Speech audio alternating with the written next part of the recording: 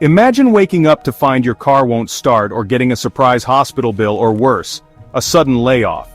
Sounds terrifying, right?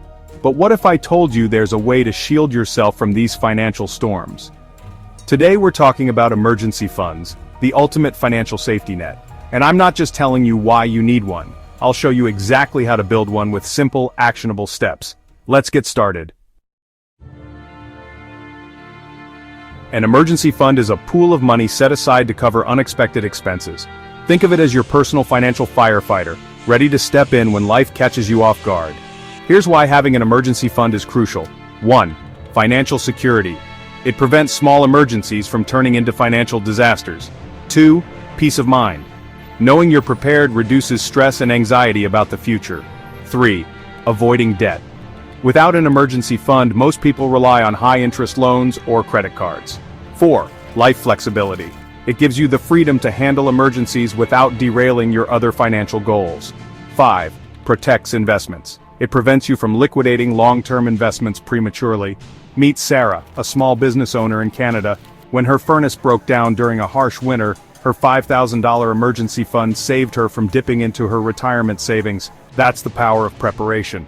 And no, selling your Xbox or skipping your morning coffee isn't the only way to save, though it helps. Stick around, and I'll show you smarter ways to grow your emergency fund. Now that you know why an emergency fund is important, let's break down how to create one, even if you're starting from scratch. Determine how much you need. A good rule of thumb is 3 to 6 months of essential expenses.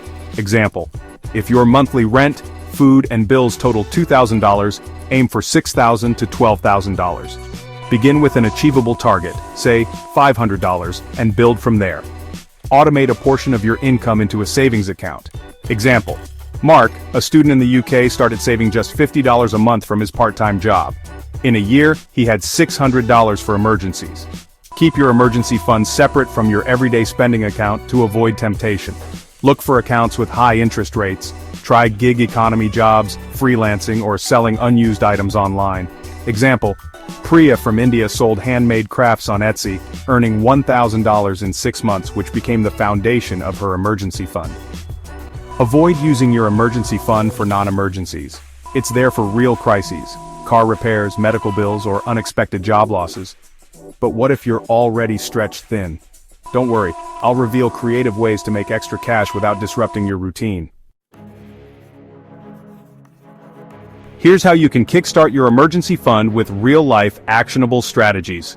Are you good at graphic design, writing, or coding?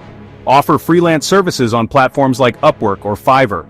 Tom, a researcher in the US, earned $3,000 in 6 months by tutoring online after work. Sell old clothes, electronics, or furniture on eBay or Facebook Marketplace. Lila from Canada sold unused appliances and earned $800, jump-starting her emergency fund. Drive for Uber, deliver food with DoorDash, or do odd jobs on TaskRabbit.